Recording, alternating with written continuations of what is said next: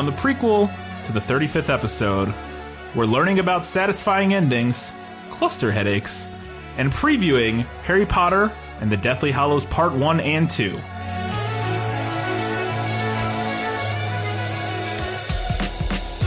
Hello and welcome back to This Film Is Lit, the podcast where we talk about movies that are based on books.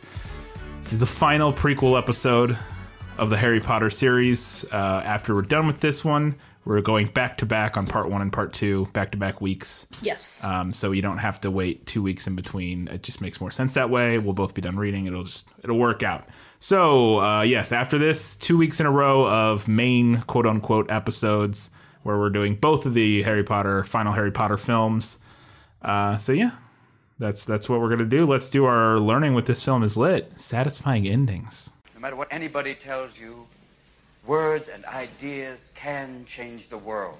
So I wasn't really sure what I wanted to talk about today for this segment, so I asked you. Yeah, I was just kind of tried to come up with something interesting. And you suggested like talking about ending a series or a story.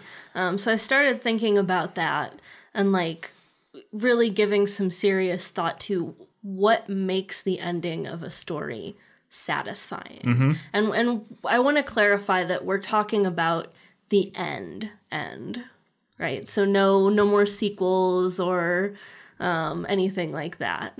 Right, yeah. Yeah, this is the end of the Harry Potter series. Yeah. Now, again, there are...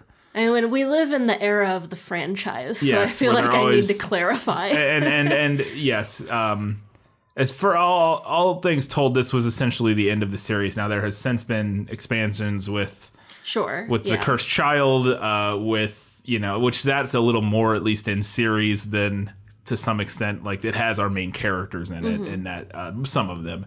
And then now, obviously, the Fantastic Beasts films, they're not books, but they are films, and they are penned by J.K. Rowling, and they are canon, quote unquote. So, but this is the final in this series. There have been expansions on the universe, but maybe not so much like on this story arc proper. Unless you count J.K. Rowling's tweets after the fact, which we may or may not talk about. We will talk about. We're going to do, and we'll talk about it a little bit more briefly, or a little more at the end of this episode. We are going to do a special episode that won't be a prequel or a main episode, but we're going to talk about some of the problems with Harry Potter. I'll go into a little bit more about what that may be at the end of this episode, but that's going to be its own thing. So yeah, so you can look forward. To that, and what J.K. Rowling tweets about may or may not be relevant to that. So yeah.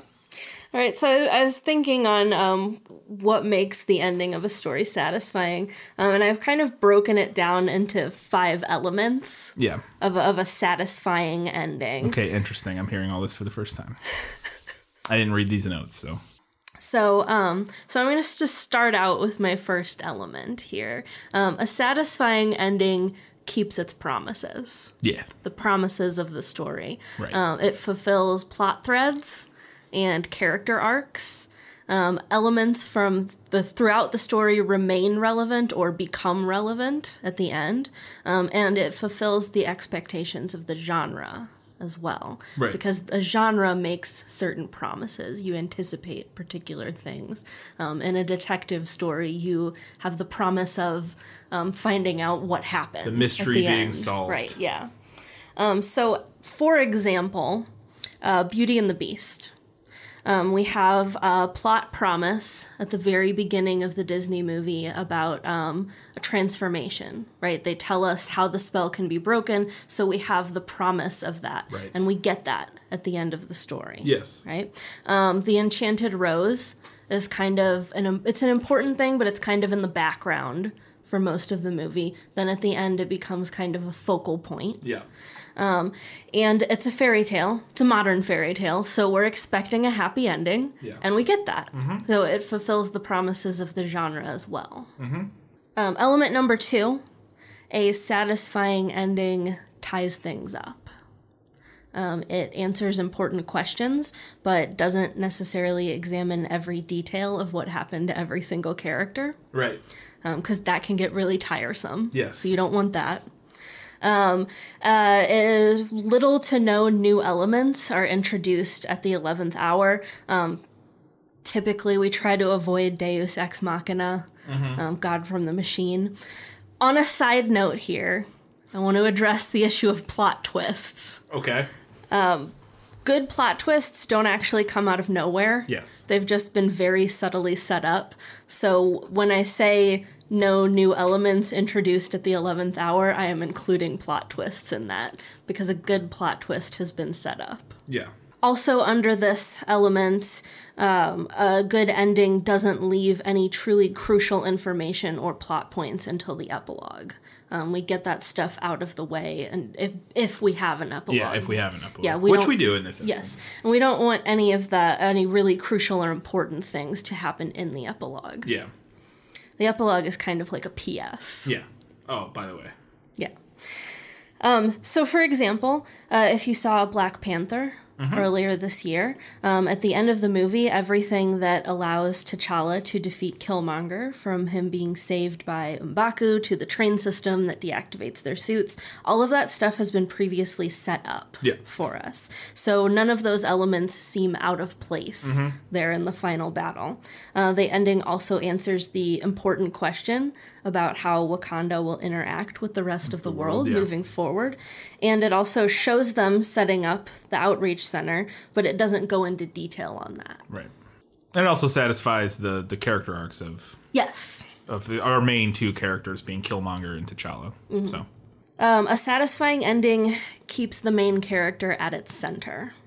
Focus should be mainly on whoever we've followed throughout the story, and yes, this is true even if they're dead at the end.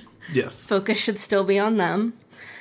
Some properties close things out by introducing the next generation, which is fine, I think, as long as it doesn't focus solely on those new characters. That can make it feel like the beginning of another story instead of the end of that story. For example, The Lion King. Following the climax, the big fight at the end of the movie, we focus on a shot of Simba standing over his now flourishing kingdom. Right. And we see his child, right? But that's not the focus of the scene. And in that instance, that also works really well thematically. Right. It kind of echoes the circle of life. Because there's a whole song called The Circle. Yes. Yeah. It's also a cyclical ending, but that's kind of beside the point. Right. The end reflects a mirror image of the beginning. Yeah. That also reflects the theme. Yeah, again.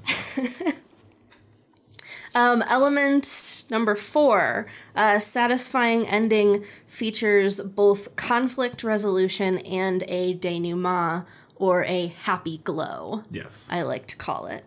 And this is enough. This is enough to close something out. I think stories that try to keep going on and on after they've hit both of those things end up falling flat. Yeah. You have to really earn it. Yeah.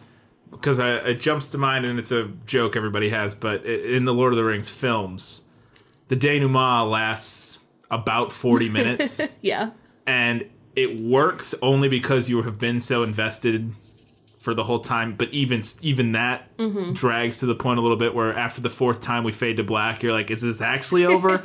And I mean, again, it's not a unique... And that brings to mind, too, I saw the 3rd Pirates of the Caribbean movie. Boy, I don't remember any after the first one. In the theater...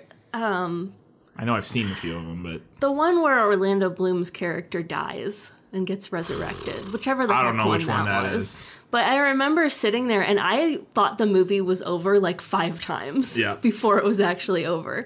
Like, that can be a problem. Yes, it can. Like you said, you have to really earn that. Yeah, like I said, I think it only works in the instance of Lord of the Rings. People still make jokes about it, but it works because we've been so on board with all of this for the rest of the time that it's not... We're there. We'll buckle up for your 3 endings. You know, we'll sit through it. I was going to use the example of Return of the Jedi. Okay. So we have conflict resolution there in the death of the Emperor and the redemption / death of Vader. And then we have our happy glow in the party on Endor when we see the Force Ewok ghosts party. all gathered and everybody's having a good time. Yeah. Okay, and our 5th element, 5th and last element, a satisfying ending should reflect the story in regard to the themes. For example, Lord of the Rings. One of the themes is death versus immortality. Yeah. And the narrative satisfies that theme by nodding to the concept of an afterlife when Frodo and company set sail for the Grey Havens, right? Yeah, I believe the Undying That's what I call Lands. it, was the Grey Havens. Yeah. But yeah, the Undying, whatever. They have like 6 names. It's a Tolkien thing, so they have like 6 names, but yeah. And I want to mention here the much maligned Harry Potter epilogue. Yeah. Yes. Often. Not. Yeah. A lot of often people joked about. A lot of people don't like the Harry Potter epilogue. I have no strong feelings about it. I have mixed feelings about it. But I think part of the reason that it feels a little bit unsatisfying is that it's unnecessary. Yeah, it is on this element. Absolutely at least. unnecessary. One of the themes of Harry Potter is coming of age, and the book attempts to satisfy that by showing the characters as adults. But the thing is that by the time we get to the epilogue, they've already come of age. Yeah. So we don't need to see them as adults. It feels superfluous. Everything that happens in the epilogue is what you knew happened. Yes. Is the thing. It's like, it's nothing that anybody who read the series wouldn't have expected to be what happened, pretty much. Essentially, barring some terrible naming choices. But, it's... there's nothing surprising or particularly interesting about the epilogue. It's fan service in truly the most kind of blatant way that something can be fan service, and it's actually a bit of a sign, I think, of some of the problem with J.K. Rowling post the series. It's. And at least from my experience reading Cursed Child, where it's sometimes J.K. Rowling can feel a bit like a fanfic author. Yeah, like she's writing fic for her own universe. Yeah. And it is a little interesting. Yeah, it is a little fan fiction-y. But those are my 5 elements for a satisfying ending. But of course, the last and perhaps most important thing to remember is that there are no rules in writing. No, of course not. There are conventions, but a good writer, a good storyteller, can sometimes bend those conventions to their will. Yeah. So for each element I've discussed, there will be exceptions. Yes, of course. And all of our readers, or all of our listeners, rather, are very clever, so I'm sure they've already thought of some as I was listing all those. Yeah, and sometimes, a lot of times, those satisfying endings can change even by things in regards to things like genre. Yeah. Kind of how you mentioned, but horror movies kind of classically, I say movies more specifically, but maybe even books, stories to some extent, but horror movies kind of classically very often subvert your typical ending by having the bad guy win, or having unanswered questions. An unanswered question, or it looks, or an ending where it looks like the good guys won, but then the hand comes out of the grave, and things like that, which subvert sort of your typical ending, but that makes sense for that genre. Yeah, it fulfills the promise of the genre. Of the genre, as you mentioned. So yeah, but that was just kind of one of the I things. did put that rule higher than the other rule. You did. So I'm not correcting so much as expanding upon it. There will always be exceptions. Yeah. The trick is whether or not changing those things work. Yeah. All right, so that was learning about satisfying endings, and we're going to discuss during the main episodes whether or not we think both the book and the movie of Harry Potter and the Deathly Hallows provide that satisfying ending. So get ready to hear more about the epilogue. Yeah, we will talk at length about the epilogue in part 2 of the Deathly Hallows. Get ready for that one. Now we're going to do a little mini learning with This Film Is Lit, because we got reached out to by a fan. So, as I mentioned, somebody reached out to me on Reddit. It was on Reddit, on our subreddit. Well, I don't know. They messaged me specifically, but I assume they found us through the subreddit because I post the stuff there. And this is interesting. I didn't know about this. They said, hey, you may want to talk about this in your episode. I said, yeah, that's interesting. I will bring it up. I didn't think we didn't know enough about this topic, and it doesn't really fit with our Learning Things segment, because our Learning Things segment is generally more about writing and storytelling and that sort of thing. But this is interesting, and I just thought I'd mention it and just to kind of spread the word. So apparently, and the person who reached out to me's name was Apple Cork. I believe it's how you say it. It's how it's spelled. Apple and then CORC. So I assume apple cork. Apparently, Daniel Radcliffe suffers from something called cluster headaches, which I think I had heard of. I have heard of that, but they're super rare, or fairly rare. Mm-hmm. It's like less than 0.1% of people deal with this. But it's a neurological disorder characterized by recurring severe headaches usually on one side of the head. This is from Wikipedia. Again, there's probably more specific, accurate definitions, and it's typically around the eye. They're incredibly painful, or can be incredibly painful, and because of that have colloquially become known as suicide headaches, because it's not uncommon for people suffering from them when they get really bad to just want to kill themselves, like to avoid the pain, to escape the pain. Again, they are fairly rare. Like I said, I think on Wikipedia it said like less than 0.1% of people. Again, who knows what the exact number on that is. But Daniel Radcliffe suffers from it. He talked about it, and I read an article where he talked about how he takes. There's not really any actual quote unquote treatment necessarily for it, but there are things you can do to kind of help alleviate and reduce and that sort of thing. And he talked about one of the things he does is because he's had from I think during the time he was filming the movies.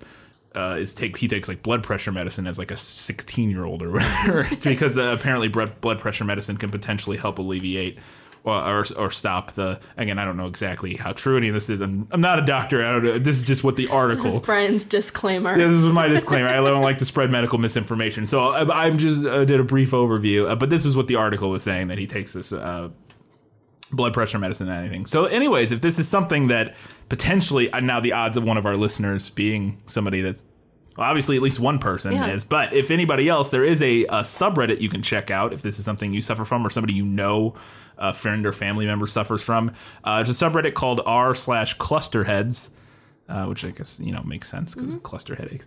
And they have like more information. It's kind of like almost like a supporting group type thing, like like a subreddit. So if you have anybody that deals with that, or you do, go check out the subreddit. Again, they're kind of a tight-knit community. It wasn't not a very big subreddit. I think less than 2,000 people. But again, it makes sense since it's a pretty rare a disorder. But check it out and see. I thought it was an interesting little bit of knowledge. I had no idea that Daniel Radcliffe suffered from that. So thanks for reaching out, Apple Cork, and thanks for listening. All right, let's move on to Book Facts.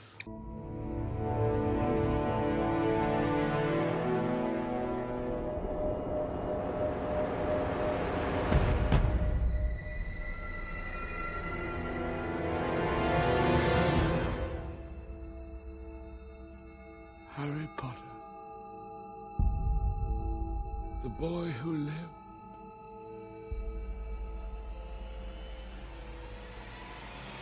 come to die. All right, book facts. Harry Potter and the Deathly Hallows. Part of the reason that I wanted to do just one prequel episode was because I would not have any book facts for the second prequel. Splitting it up would have been very tough for you. So Harry Potter and the Deathly Hallows released July 21st, 2007. Now you'll recall that Sorcerer's Stone was released in 1997, meaning that the series spanned an entire decade and our formative years. Yes. Very much so. So Deathly Hallows absolutely decimated sales records upon release. Unsurprising. It surpassed all the previous titles of the series, and I think this is still accurate, but according to what I found, it holds the Guinness World Record for most novels sold within 24 hours of release. I can't imagine there would be something else that would have passed it. Yeah, there's 8.3 million sold in the US alone, and 2.65 million in the UK. I mean, I remember going to the midnight book premiere or book, release at my local Barnes and Noble with a bunch of people from a high school friend, and I remember there being again, this is just our town of like 50,000 people. The Barnes and Noble, the line was around the block, like it was insane, like it was huge. So Rowling has said that she had considered 3 titles for the book. The final title was released to the public on the 21st of December in 2006 through a special Christmas-themed hangman puzzle on her website. Oh yeah, her interesting website that I think it's still up, but I'm pretty sure she still does stuff through her website, So the other two title options were Harry Potter and the Elder Wand and Harry Potter and the Peverell Quest. Yeah, that's a terrible title. Yeah, it is. Peverell Quest is. Elder Wand's okay, but it's a little too obvious. Or not obvious, but it's... Deathly Hallows is good. It puts the focus on just the wand. Just the wand. And plus, which is more important, kind of. But. Yeah, and Deathly Hallows, like, I don't know if you remember, but that was like a big mystery. Oh, yeah, nobody knew what it meant. What are the Deathly Hallows? Yeah, the Elder Wand, it's pretty clear. That's what it's a wand of some sort. Whereas the Deathly Hallows, nobody, you're like, what? Because we had been introduced to all of them, but we had no idea, we didn't know what that was or what any of that meant. Right. Until the 7th book. So yeah, it was all pure speculation. Yeah. And I mean, everybody was assuming, not incorrectly, that the 7th book would focus on the Horcruxes. Yeah. So then to have the Deathly Hallows as was the a title, very strange, what? Wait, what? What are the Hallows? We're introducing some new thing? Yeah. Here's an interesting thing that I found out. Rowling completed the book while she was staying at the Balmoral Hotel in Edinburgh in January of 2007. Edinburgh. Sorry. It's okay. Any of our British listeners will fucking fight you. Or Scottish listeners specifically. We don't need to fight me. I just said it phonetically because I'm reading it. I know. Edinburgh. And I'm not doing it justice, but Edinburgh. But yeah, it's Scottish, the capital of Scotland. Anyway, so apparently she left a signed statement on a marble bust of Hermes in her room, which read, J.K. Rowling finished Harry Potter and the Deathly Hallows in this room on 11 January 2007. There you go. So... Oh, did I go see that? I might have went and seen that. Have you seen it? I was in Edinburgh for like a month in college. I don't know if we've been talking about this on the podcast at all, but I went to Scotland and stayed in Edinburgh specifically for a month, almost a month and a half when I was in college with a marching band thing. And we saw a lot of, because there was a lot of stuff because she spent a lot of time in Edinburgh. And I feel like that sounds familiar and I may have seen that. I don't know. But something about that rung a bell when you said that. This has been, again, 7 years ago since I did that, but I don't know. Sorry. I was curious, like, I wonder if she asked for permission or if she just went ahead and defaced the marble bust. I don't know. I wouldn't be surprised if she just did it at that point. 'Cause, like, Queen of the world. I mean, basically. I mean, like, she probably made it more valuable. Yeah, that's true. Honestly. When she was asked about, before publication, about the book, Rowling stated that she could not change the ending even if she wanted. She said, these books have been plotted for such a long time, and for 6 books now that they're all leading a certain direction, so I really can't. Yeah. She has said that the last chapter of this book was written in something like 1990. Yeah, that's what I always heard. As part of her earliest work on the series. Yeah. And I'm assuming that means the last chapter and not the epilogue. There's no way it was the epilogue. Yeah, I assume the last chapter. Yeah. But that's surprising to me. Because there's definitely elements of this that, as I'm rereading them, feels like things she added and figured out as she wrote them. Well, I'm sure she means a version of the last chapter. Like, I'm sure the basic idea of part of the soul of the bad guy being in the hero, the hero dying, that being the thing that allows them to defeat the, like, I get that some element of that probably is what she basically means, would be my guess. Because there are other elements that I'm like, I don't know how you could possibly have, that seems like this was added in, like, the 5th book, like, but yeah. So you mentioned going to a midnight release party. There were a lot of parties. Yeah. This was a really big deal. The launch was celebrated in London by an all-night book signing and reading at the Natural History Museum, which Rowling attended, which had to have been just really cool. Yeah, I would imagine pretty wild. Yeah. Scholastic, over in America, launched a multi-million-dollar marketing campaign. They had a night bus that traveled to libraries around the United States There were online competitions that they ran, and they handed out collectible bookmarks and temporary tattoos, which I will have to look around, but I'm pretty sure I still have one of those temporary tattoos. Oh, if you do, we're doing it and posting the picture on Instagram. I've kept it for this long. We are not doing that temporary tattoo. Fine. We'll take a picture. Were they giving out dark mark temporary tattoos? Because that would be. I think it was a 7 that looked like a lightning bolt. That makes sense. Yeah. So there was some controversy with the publication of this book, though. And the week before it's released, a set of photographs representing all 759 pages of the U.S. edition were leaked and fully transcribed prior to the official release date. Yeah, somebody took pictures of all the book pages. Jesus. Yeah. And without a smartphone, too. Yeah. That had to have taken forever. Yeah. Well, if you got a digital camera, you can do it pretty, digital cameras were pretty prevalent in 2007. Yeah, so those photographs later appeared on websites,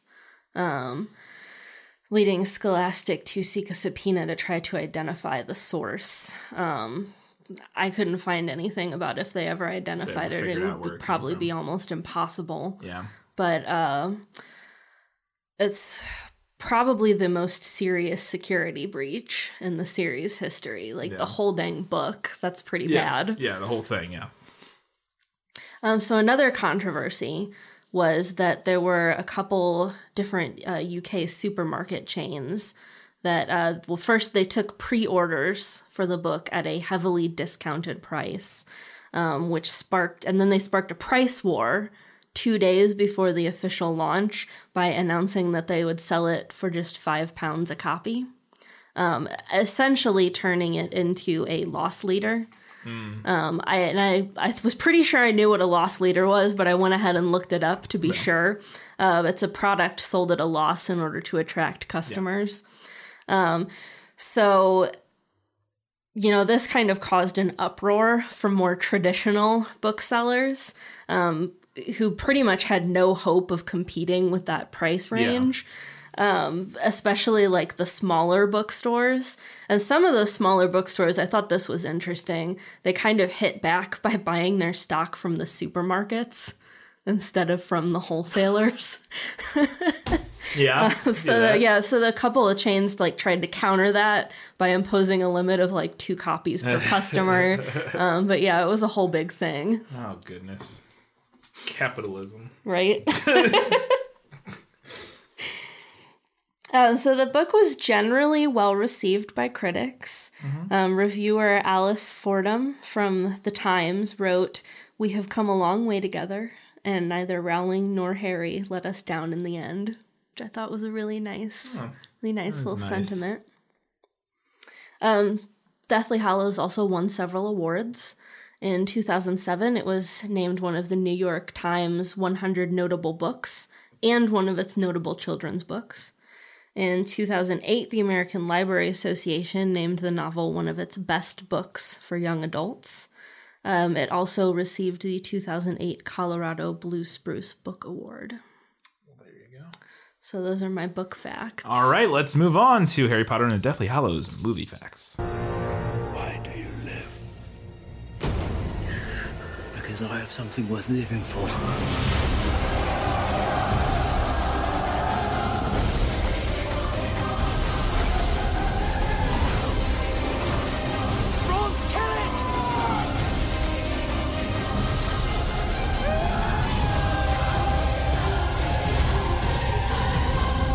All right, so this is kind of a combination of movie facts for both of them, and it works because the first movie fact is that, second movie fact, but is that the Deathly Hallows was shot back to back and basically treated as one film during principal photography. So they essentially filmed it like one big movie, but they did all decide to split it into 2 parts, and they said that came from quote-unquote creative imperative.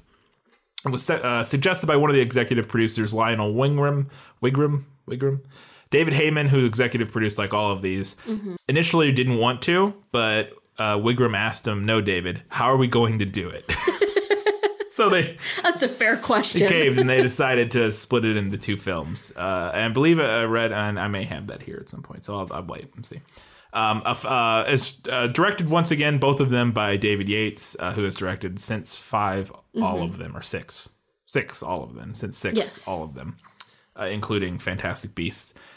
Once again, Alfonso Cuarón said he would be tempted to return to direct, and Guillermo del Toro, we've talked about every fucking time, finally, who passed on Prisoner of Azkaban, expressed interest in directing The Deathly Hallows, but. And this is the grand irony of it all. His increased workload over the production of The Hobbit meant he couldn't. And as we all know... Oh, no.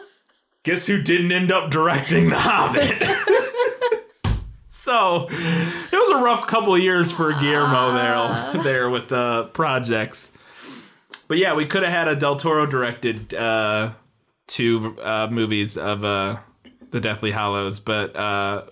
we got instead oh wait, nope, never mind. We got nothing. We got nothing. Yes. So, anyways, that's why Del Toro never got around to directing a Harry Potter movie, even though you almost did like 6 times.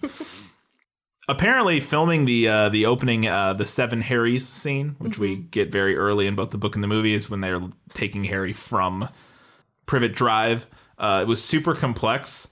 And Daniel Radcliffe counted over 90 takes for just 1 shot during that scene. For one, who knows what that particular shot was. I couldn't find what that was, but apparently 1 shot took over 90 takes. And this is interesting. We've talked about this a little bit in regards to Dobby, but Sir John Hurt reprises his role as Ollivander in this film, and it's the longest gap between appearances in Harry Potter films. He was in the first one as Ollivander. Yeah. And then it was 9 years later, he reappears as Ollivander in part 1 of this movie. And 2, I think. Yeah, because we see... At the very end of this one, I think. Yeah. But I see he's taken in 6. Right. But it's not... We just see a guy with a hood over his head, so it's not... They didn't pay Sir John Hurt to have a bag over his head for 5 seconds. So... and then Toby Jones returns as Dobby. And his was the second longest because it was 8 years because he was in the second movie, obviously. Yeah. Which, again, that was a mistake we think they made in the movie. So he should have been in at least one other one. Yeah. But this is fun. Emma Watson, upon seeing the set for Hermione's bedroom, which we do see in the movies, her Muggle bedroom, she told the set decorators there should be way more books. And they happily accommodated. Apparently there wasn't enough books in the first pass of her bedroom. This part 1... of The Deathly Hallows is the only film not in the franchise not to feature Maggie Smith as McGonagall or Argus Filch or David Bradley as Argus Filch or Alfred Enoch as Dean Thomas. None of the 3 of them do not appear in the film. And now it's because we don't really spend much time at Hogwarts. Right. So that's why. I mean, they're all in the second part 2, but part 1 they're not in it. This I did not realize, and I just found out, and I thought was really fascinating. This was composed by Alexandre Desplat. I don't know how to pronounce his name. He's a French guy. John Williams couldn't do it because of scheduling. But Alexandre Desplat, he did both of these movies, is the Oscar-winning composer of The Shape of Water. And a bunch of other films. But I didn't realize he did these 2 Harry Potter films. Yeah, I love The Shape of Water was... we love the movie. We talked about it on here, but the soundtrack for that I thought was just gorgeous. And yeah, same guy. This I didn't realize that Tonks is Osha from Game of Thrones. Yeah. I somehow blanked on that. The wildling that they pick up. Spoilers for Game of Thrones. And Mrs. Granger is played by Michelle something. I blanked on her name, but the actress who plays Caitlin Stark. Oh, really? Plays Hermione's mom. And again, we see her mom and dad for a scene in the movie. Right. I didn't realize that, or I forgot that was the case. Because at the time, Game of Thrones wasn't a thing, so. Right. Apparently, they filmed a torture scene where at the end of this movie where Bellatrix tortures Hermione at the Malfoy Manor. And apparently it was like super duper intense, and that they actually had to cut most of it because it would have involved an R rating. Much. Like it was just way too intense for like a younger audience. And there's an improvised scene, or not improvised, but it's something that Helena Bonham Carter and Emma Watson decided to add that wasn't in the script originally in that scene that I didn't remember being in the movie, but we'll talk about it in the thing. Okay. There's something that happens during that torture scene that I think that supposedly, or at least sounds like did make it into the movie, that wasn't in the book, and that they it was like their two ideas came up with. Finally, I thought this was really interesting.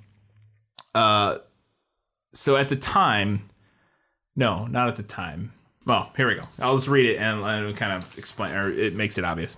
Of all the surnames that J.K. Rowling came up with for the series, Black is the only one that readily translates into other languages because it's just a color, like it's easy.